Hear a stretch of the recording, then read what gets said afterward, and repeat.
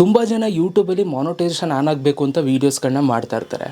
ಒಂದು ಸಲ ಅವರು ಚಾನಲಲ್ಲಿ 1,000 subscribers 4,000 hours watch time complete ಆದಮೇಲೆ ಮಾನಿಟೈಸೇಷನ್ಗೆ ಅಪ್ಲೈ ಮಾಡ್ತಾರೆ. ಮಾನಿಟೈಸೇಷನ್ ಆನ್ ಆಗುತ್ತೆ ಅಂದ್ಕೊಳ್ಳಿ.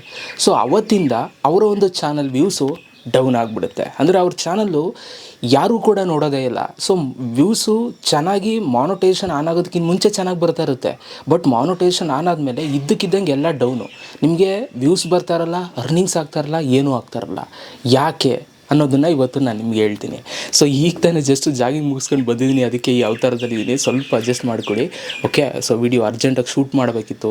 ಸೊ ಹಾಗಾಗಿ ಮಾಮೂಲಿ ನಮ್ಮ ಟೈಮ್ ಏನಿದೆ ಆ ಟೈಮ್ಗೆ ಅಪ್ಲೋಡ್ ಮಾಡಬೇಕು, ಅದಕ್ಕೋಸ್ಕರ ಸೊ ಹಿಂಗೆ ಮಾಡ್ತಾಯಿದ್ದೀನಿ ಅಷ್ಟೇ. ಸೊ ಬನ್ನಿ ಇವತ್ತಿನ ವೀಡಿಯೋನ ಶುರು ಮಾಡೋಣ. ತುಂಬ ಜನ ಈ ಒಂದು ಡೌಟ್ ಕೇಳ್ತಾಯಿದ್ರೆ ಅದನ್ನು ಕ್ಲಿಯರ್ ಮಾಡ್ತೀನಿ ಇವತ್ತು. ನನಗೆ ತುಂಬ ಜನ ಕೇಳ್ತಾ ಇರ್ತಾರೆ ಈ ಒಂದು ಪ್ರಶ್ನೆನ. ಬ್ರೋ, ನಮಗೆ ಯೂಟ್ಯೂಬ್ ಮಾನಿಟೈಸೇಷನ್ ಆನ್ ಆಗೋಕ್ಕೆ ಮುಂಚೆ ಎಲ್ಲ ಚೆನ್ನಾಗಿ ರೀಚ್ ಆಗ್ತಾಯಿತ್ತು, ವ್ಯೂಸ್ ಎಲ್ಲ ಚೆನ್ನಾಗಿ ಬರ್ತಿತ್ತು, ಸಬ್ಸ್ಕ್ರೈಬರ್ಸು ಬರ್ತಿದ್ರು. ಬಟ್ ಇದ್ದಕ್ಕಿದ್ದಂಗೆ ಇವಾಗ ಮಾನಿಟೈಸೇಷನ್ ಆನ್ ಆದಮೇಲೆ ನನಗೆ ಅರ್ನಿಂಗ್ಸು ಆಗ್ತಾಯಿಲ್ಲ, ಜೊತೆಗೆ ವ್ಯೂಸು ಕೂಡ ಬರ್ತಾಯಿಲ್ಲ, ಸಬ್ಸ್ಕ್ರೈಬರ್ಸು ಕೂಡ ಬರ್ತಾಯಿಲ್ಲ ಅಂತ ತುಂಬ ಜನ ಈ ಒಂದು ಕಾರಣನ ಹೇಳ್ತಾರೆ. ಸೊ ಇಲ್ಲಿ ಇರೋ ಫ್ಯಾಕ್ಟನ್ನ ಹೇಳ್ಬಿಡ್ತೀನಿ, ಆಯಿತಾ. ಅವರ ಒಂದು ಟರ್ಮ್ಸ್ ಆ್ಯಂಡ್ ಕಂಡೀಷನ್ಸಲ್ಲಿ ಅವರು ಏನು ಇಟ್ಕೊಂಡಿದ್ದಾರೆ, ಅವ್ರ ರೂಲ್ಸ್ ಆ್ಯಂಡ್ ರೆಗ್ಯುಲೇಷನ್ಸಲ್ಲಿ ಏನಿದೆ ಅದನ್ನು ನಾನು ನಿಮ್ಗೆ ಹೇಳ್ಬಿಡ್ತೀನಿ ನೋಡಿ. ಇಲ್ಲಿ ಏನಾಗುತ್ತೆ ಅಂತಂದರೆ, ನೀವು ಅಬ್ಸರ್ವ್ ಮಾಡಿ ನೋಡಿ. ನಾವು ಯೂಟ್ಯೂಬ್ ಚಾನಲ್ ಕ್ರಿಯೇಟ್ ಮಾಡಿದಾಗ ನಾವು ವೀಡಿಯೋಸ್ಗಳು ಎಂಥ ವೀಡಿಯೋಸ್ಗಳನ್ನೇ ಮಾಡಿದ್ರೂ ಕೂಡ, ಒಳ್ಳೆ ಕ್ಲಾರಿಟಿಲಿ ವೀಡಿಯೋಸ್ಗಳನ್ನ ನೀವು ಮಾಡಿದ್ರೂ ಕೂಡ, ಈಗ ನೀವೇ ಒಬ್ಬರು ಕ್ಯಾಮ್ರಾಮನ್ನ ಮಡಿಕೊಂಡು ನೀವು ಅಲ್ಲೆಲ್ಲ ಹೋಗ್ಬಿಟ್ಟು ಶೂಟ್ ಮಾಡಿಸ್ಕೊಂಡು ಬಂದು ಆ ಒಂದು ವೀಡಿಯೋನ ಯಾವುದೋ ಒಳ್ಳೆ ದೊಡ್ಡ ಯೂಟ್ಯೂಬರ್ ಕೈಲೇ ನೀವು ನಿಮ್ಮ ಒಂದು ಚಾನಲ್ ID ಪಾಸ್ವರ್ಡ್ನ ಕೊಟ್ಬಿಟ್ಟು ಅಪ್ಲೋಡ್ ಮಾಡಿಸಿದ್ರೂ ಕೂಡ ಆ ಒಂದು ವೀಡಿಯೋಗೆ ವ್ಯೂಸ್ ಬರೋಲ್ಲ. ಯಾಕೆ ಅಂತಂದರೆ ಅಲ್ಲಿ ನಿಮಗೆ ಆಡಿಯನ್ಸ್ಗಳಿರಲ್ಲ, ನೀವು ಯಾರು ಅಂತ ಆಡಿಯನ್ಸ್ಗಳಿಗೆ ಗೊತ್ತಿರಲ್ಲ. ಸೊ ನೀವು ಯಾಕೆ ಅಂತಂದರೆ 0ಇಂದ ಶುರು ಮಾಡಿರ್ತೀರ. ಇದು ನೀವು ನೋಡಿದ್ದೀರಾ ಅಲ್ವಾ. ಸೊ ನೀವು ಒಂದಷ್ಟು ದಿನ ವೀಡಿಯೋಸ್ಗಳನ್ನ ಹಾಕಿ ಆಮೇಲೆ ಇದ್ದಕ್ಕಿದ್ದಂಗೆ ನಿಮ್ದು ಯಾವುದೋ ಒಂದು ವೀಡಿಯೋ ಇದ್ದಕ್ಕಿದ್ದಂಗೆ ವೈರಲ್ ಆಗಿಬಿಡುತ್ತೆ. ಈಗ ಎಕ್ಸಾಂಪಲ್, ಇವಾಗ ಯಾರ್ದೋ ಒಂದು ಇಂಟರ್ವ್ಯೂ ಅಂತ ಅಂದ್ಕೊಳ್ಳಿ. ಅವರು ಇಂಟರ್ವ್ಯೂ ಮಾಡಿರ್ತಾರೆ, ವೀಡಿಯೋ ಹಾಕಿರ್ತಾರೆ. ಸ್ಟಾರ್ಟಿಂಗಲ್ಲಿ ಆ ಇಂಟರ್ವ್ಯೂ ಯಾರು ಮಾಡ್ತವ್ರೆ ಅನ್ನೋದು ಆಡಿಯನ್ಸ್ಗಳಿಗೆ ಅಷ್ಟು ಗೊತ್ತಿರಲ್ಲ, ಯಾರವರು ಅಂತ ಪರಿಚಯ ಇರಲ್ಲ. ಸೊ ಹೋಗ್ತಾ ಕೆಲವೊಂದಷ್ಟು ಇಂಟರ್ವ್ಯೂಸ್ಗಳು ಮಾಡ್ತಾ ಇದ್ದಕ್ಕಿದ್ದಂಗೆ ಅವರ ಒಂದು ವೀಡಿಯೋಸ್ಗಳು ವೈರಲ್ ಆಗಿಬಿಡುತ್ತೆ, ಆಯಿತಾ. ಅಲ್ಲಿಗೆ ಇಂಟರ್ವ್ಯೂ ಮಾಡಿದವರು ಕೂಡ ಪರಿಚಯ ಆದರು ನಿಮಗೆ. ಜೊತೆಗೆ ಮಾಮೂಲಿ ಇಂಟರ್ವ್ಯೂ ಯಾರನ್ನು ಮಾಡ್ತಾ ಇರ್ತಾರೋ ಅವರು ಆಲ್ಮೋಸ್ಟ್ ಅಲ್ಲಿ ಸೆಲೆಬ್ರಿಟಿಗಳು ಆಗಿರ್ತಾರೆ. ಸೊ ಅವರು ಮಾಮೂಲಿ ಅವ್ರದ್ದು ರೀಚ್ ಇದ್ದೇ ಇರುತ್ತೆ. ಸೊ ಇದ್ದಕ್ಕಿದ್ದಂಗೆ ನಿಮ್ಗೆ ಈ ಥರ ಒಂದು ವೀಡಿಯೋ ವೈರಲ್ ಆಗಿಬಿಡುತ್ತೆ ಅಂದ್ಕೊಳ್ಳಿ. ಆಮೇಲೆ ನೀವು ಮಾಡಿರ್ತಾರಲ್ಲ ಹಳೆ ವೀಡಿಯೋ, ಅವು ಕೂಡ ಇದ್ದಕ್ಕಿದ್ದಂಗೆ ವೈರಲ್ ಆಗೋಕ್ಕೆ ಸ್ಟಾರ್ಟ್ ಆಗುತ್ತೆ, ಆಯಿತಾ. ನಾನು ನಿಮ್ಗೆ ಇದು ಯಾಕೆ ಎಕ್ಸಾಂಪಲ್ ಕೊಟ್ಟೆ ಅಂದರೆ ನಿಮ್ಗೆ ನೀಟಾಗಿ ಅರ್ಥ ಆಗುತ್ತೆ ಅಂತ. ಈ ಎಕ್ಸಾಂಪಲ್ನ ನೀವು ಯಾವುದ್ರ ಮೇಲೆ ಬೇಕಾದ್ರೂ ಕೂಡ ಹಾಕಬಹುದು, ಅರ್ಥ ಆಯಿತಾ. ಸೊ ಈ ಥರ ನಿಮಗೆ ಇದ್ದಕ್ಕಿದ್ದಂಗೆ ಆಮೇಲೆ ಚಾನಲ್ಲು ಗ್ರೋತ್ ಆಗಿಬಿಡುತ್ತೆ, ಓಕೆ. ಸೊ ಈ ಥರ ನಿಮ್ಮ ಒಂದು ಚಾನಲ್ಲು ಗ್ರೋ ಆಗುತ್ತೆ, ವ್ಯೂಸ್ ಎಲ್ಲ ಬರುತ್ತೆ, ಸಬ್ಸ್ಕ್ರೈಬರ್ಸ್ ಬರ್ತಾರೆ. ಇದು ಕತೆ ನಿಮಗೆ ಮಾನಿಟೈಸೇಷನ್ ಆನ್ ಆಗೋಕ್ಕಿಂತ ಮುಂಚೆ. ಆಮೇಲೆ ನಿಮ್ಗೆ ವ್ಯೂಸ್ ಎಲ್ಲ ಬಂದಿರುತ್ತೆ, ವಾಚ್ ಟೈಮು ಕೂಡ ಕಂಪ್ಲೀಟ್ ಮಾಡ್ತೀರಾ, ಮಾನಿಟೈಸೇಷನ್ಗೆ ಅಪ್ಲೈ ಮಾಡಿದ್ಮೇಲೆ ನಿಮಗೆ ವ್ಯೂಸ್ ಇದ್ದಕ್ಕಿದ್ದಂಗೆ ಡೌನು, ವ್ಯೂಸೇ ಬರೋಲ್ಲ ಕೆಲವ್ರಿಗೆ, ಆಯಿತಾ. ಎಲ್ರಿಗೂ ಅಲ್ಲ, ಕೆಲವ್ರಿಗೆ ವ್ಯೂಸೇ ಬರೋಲ್ಲ, ಕೆಲವ್ರಿಗೆ ಅರ್ನಿಂಗ್ಸ್ ಆಗೋಲ್ಲ. ವ್ಯೂಸ್ ಬಂದಿಲ್ಲ ಅಂದರೆ ಅರ್ನಿಂಗ್ಸ್ ಆಗೋದೇ ಇಲ್ಲ, ವ್ಯೂಸ್ ಬಂದಿಲ್ಲ ಅಂದರೆ ಸಬ್ಸ್ಕ್ರೈಬರ್ಸ್ ಬರೋಲ್ಲ, ವೈಸ್ ವರ್ಸ. ಇದು ನಿಮ್ಗೆ ಗೊತ್ತಿರುತ್ತೆ ಅಲ್ವಾ. ಯಾಕೆ ಹಿಂಗಾಗುತ್ತೆ ಅನ್ನೋದನ್ನು ನಾವು ನೋಡೋದಾದರೆ, ಇಲ್ಲಿ ಯೂಟ್ಯೂಬ್ ಅವ್ರು ಹೇಳಿರೋ ಪ್ರಕಾರ, ಅಂದರೆ ಅವರ ಒಂದು ಟರ್ಮ್ಸ್ ಆ್ಯಂಡ್ ಕಂಡೀಷನ್ಸಲ್ಲಿ ಎಲ್ಲ ಏನೇನು ಅವ್ರು ಮೆನ್ಷನ್ ಮಾಡ್ಕೊಂಡಿದ್ದಾರೆ ಅಂತಂದರೆ, ಯೂಟ್ಯೂಬರು ಜಾಸ್ತಿ ಹೊಸ ಯೂಟ್ಯೂಬರ್ಸ್ಗಳಿಗೆ ಆದಷ್ಟು ಪುಷಪ್ ಮಾಡ್ತಾರೆ.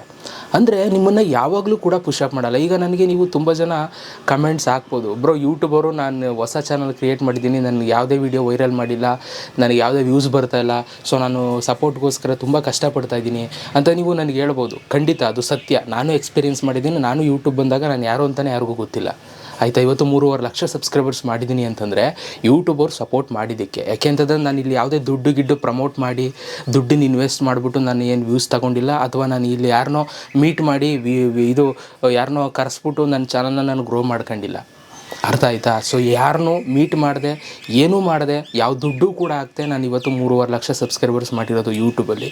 ಸೊ ಅದಕ್ಕೆ ನನ್ನನ್ನು ಎಕ್ಸಾಂಪಲ್ ತಗೊಳ್ಳಿ, ಆಯಿತಾ. ಸೊ ನಾನು ಏನೂ ಮಾಡಿಲ್ಲ, ಯೂಟ್ಯೂಬರು ನನ್ನ ವೀಡಿಯೋ ಪುಷಪ್ ಮಾಡಿದ್ದಕ್ಕೆ ತಾನೇ ನನ್ನ ವೀಡಿಯೋ ರೀಚ್ ಆಗಿ ನನ್ನ ಚಾನಲ್ ಸಬ್ಸ್ಕ್ರೈಬರ್ಸ್ ಬಂದಿದ್ದು. ಸೊ ಹಂಗೆ ಯೂಟ್ಯೂಬರು ಹೇಳಿರೋ ಪ್ರಕಾರ ಹೊಸ ಯೂಟ್ಯೂಬರ್ಸ್ಗಳಿಗೆ ಆವಾಗ ಒಂದಷ್ಟು ಪುಷಪ್ಗಳನ್ನ ಕೊಡ್ತಾರೆ, ಅಂದರೆ ನಿಮ್ಮನ್ನು ಪುಷ್ ಮಾಡ್ತಾರೆ. ಈಗ ನೀವು ಒಂದು 10 ವೀಡಿಯೋ ಹಾಕಿದ್ದೀರಾ ಅಂತಂದರೆ ಅದರಲ್ಲಿ ಯಾವುದೋ ಒಂದು ವೀಡಿಯೋನ ವೈರಲ್ ಮಾಡಿರ್ತಾರೆ, ಆಯಿತಾ. ಅದು 1 ವರ್ಷ ಆಗ್ಬೋದು, 2 ವರ್ಷ ಆಗ್ಬೋದು, ಯಾವಾಗಲೂ ಒಟ್ಟಿನಲ್ಲಿ ವೈರಲ್ ಮಾಡ್ತಾರೆ ಗೈಸ್. ಆ ವೈರಲ್ ಮಾಡಿದ್ಮೇಲೆ ಆ ಒಂದು ವೀಡಿಯೋ ಮುಖಾಂತರ ನಿಮ್ಮ ಒಂದು ಚಾನಲ್ಗೆ ಆಡಿಯನ್ಸ್ಗಳು, ಸಬ್ಸ್ಕ್ರೈಬರ್ಸ್ಗಳು ಬರ್ತಾರೆ. ನೆಕ್ಸ್ಟು ಆ ಸಬ್ಸ್ಕ್ರೈಬರ್ಸ್ ಇಟ್ಕೊಂಡು ನೀವು ಹೆಂಗೆ ಆಟ ಆಡ್ತೀರಾ, ಅಂದರೆ ನೀವು ಹೆಂಗೆ ಆಡಿಯನ್ಸ್ಗಳನ್ನ ಇನ್ನೂ ರೀಚ್ ಆಗ್ತೀರ ಅನ್ನೋದು ನಿಮ್ಮ ಮೇಲೆ ಬಿಟ್ಟಿದ್ದು, ಅರ್ಥ ಆಯ್ತಾ? ಸೊ ಇದನ್ನು ಪ್ರತಿ ಸಲನೂ ಮಾಡಲ್ಲ ಯೂಟ್ಯೂಬರು.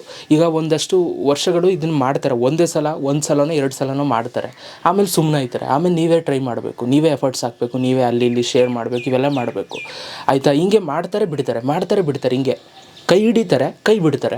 ಈ ಒಂದು ಸಿಚುವೇಶನ್ ನಿಮಗೆ ನಡೀತಾ ಇರುತ್ತೆ. ಮಾನಿಟೈಸೇಷನ್ ಆನ್ ಆಗೋಕ್ಕೆ ಮುಂಚೆನೂ ಆನ್ ಆದಮೇಲೂ ಕೂಡ ಈ ಸಿಚುವೇಶನ್ ಆಗೋದ್ರಿಂದ ಸೊ ನಿಮಗೆ ಅಲ್ಲಿ ಮಾನಿಟೈಸೇಷನ್ ಆನ್ ಆದಮೇಲೆ ನಿಮಗೆ ಒಂದು ಸ್ಯಾಟಿಸ್ಫ್ಯಾಕ್ಷನ್ ಸಿಗೋಲ್ಲ. ನನಗೆ ಅರ್ನಿಂಗ್ಸ್ ಆಗ್ತಾಯಿಲ್ಲ, ನನಗೆ ವ್ಯೂಸ್ ಬರ್ತಾಯಿಲ್ಲ ಅಂತ ಯಾಕಂತೀರ ಹೇಳಿ?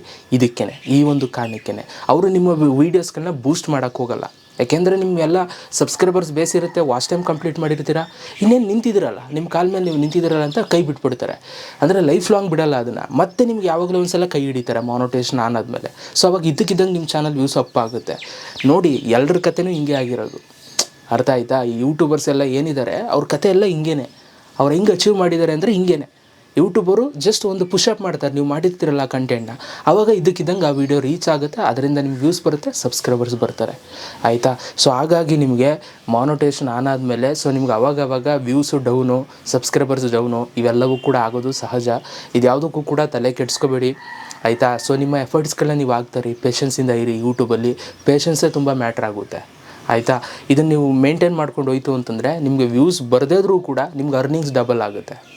ಅರ್ಥ ಮಾಡ್ಕೊಳ್ಳಿ. ನಿಮ್ಗೆ ಕಮ್ಮಿ ವ್ಯೂಸ್ ಬರ್ತಾಯಿದ್ರು ಅದರಲ್ಲೂ ನೀವು ಜಾಸ್ತಿ ಅರ್ನಿಂಗ್ಸ್ ತಗೋಬೋದು. 2,000 ವ್ಯೂಸ್ ಬರ್ತಾ ಇರುತ್ತಲ್ಲ ಅವ್ನಿಗೆ ಬರ್ತಾರೋ ಅರ್ನಿಂಗ್ಸ್ ನೀವು 1,000ದಲ್ಲೇ ತಗೋಬೋದು ಆಯಿತಾ? ಆ ಲೆವೆಲ್ಗೆ ನೀವು ಅಡ್ವರ್ಟೈಸ್ಮೆಂಟ್ ಫ್ರೆಂಡ್ಲಿಯಾಗಿರೋ ಕಂಟೆಂಟ್ನ ನೀವು ಹಾಕಿದ್ರೆ ಆ ಲೆವೆಲ್ಗೆ ನೀವು ರೀಚ್ ಆಗ್ಬೋದು. ಅರ್ಥ ಆಯಿತಾ? ಸೊ ಇಲ್ಲಿ ವ್ಯೂಸು ಇದೆಲ್ಲನೂ ಸ್ವಲ್ಪ ಸೈಡ್ಗಿಟ್ಟು ಸೊ ಕಂಟೆಂಟ್ ಮೇಲೆ ಫೋಕಸ್ ಮಾಡಿ ವೀಡಿಯೋಸ್ಗಳನ್ನ ಮಾಡಿ. ಎಫರ್ಟ್ಸ್ ಇರಬೇಕು, ಕಂಟೆಂಟ್ ಆಗ್ತಾ ಇರಬೇಕು, ಪ್ರತಿದಿನ ಆ್ಯಕ್ಟಿವ್ ಆಗಿರಬೇಕು, ಅದನ್ನು ನಾನು ಕೇಳೋದು ಆಯಿತಾ? ಸೊ ನೀವು ಹೆಂಗೆ ಮಾಡಿದ್ದೀರಾ, ವೀಡಿಯೋ ಕ್ವಾಲಿಟಿ ಹೆಂಗಿದೆ, ಎಲ್ಲೆಲ್ಲಿ ಹೋಗಿ ಏನೇನು ಶೂಟ್ ಮಾಡ್ಕೊಂಡಿದ್ದೀರಾ, ಎಷ್ಟು ಇದು ಮಾಡಿದ್ದೀರಾ, ಅವೆಲ್ಲ ಬೇಡ ನನಗೆ ಆಯಿತಾ? ವೀಡಿಯೋಸ್ ಹಾಕ್ತಾಯಿದ್ದೀರಾ, ಬದುಕಿದ್ದೀರಾ ಯೂಟ್ಯೂಬಲ್ಲಿ, ಅಷ್ಟು ಸಾಕು. ನಿಮ್ಮನ್ನು ಅದೇ ಕೈ ಹಿಡಿದು ನಿಲ್ಲಿಸುತ್ತೆ. ಇಷ್ಟು ಹೇಳ್ತಾ ವೀಡಿಯೋ ಮುಗಿಸ್ತಾ ಇದ್ದೀನಿ. ನಿಮ್ಗೆ ಇವತ್ತು ಗೊತ್ತಾಗಿದೆ ಅಂತ ಅಂದ್ಕೊಳ್ತೀನಿ ಯಾಕೆ ಮಾನಿಟೈಸೇಷನ್ ಆದಮೇಲೆ ಪ್ರಾಬ್ಲಮ್ ಆಗುತ್ತೆ ಅಕೌಂಟ್ಸ್ಗಳಿಗೆ ಅಂತಂದರೆ, ವ್ಯೂಸ್ ಯಾಕೆ ಡೌನ್ ಆಗುತ್ತೆ ಅನ್ನೋದು. So thank you so much guys video ನೋಡಿದ್ದಕ್ಕೆ. ನೆಕ್ಸ್ಟ್ ವಿಡಿಯೋ ಸಿಗೋಣ. Love you all.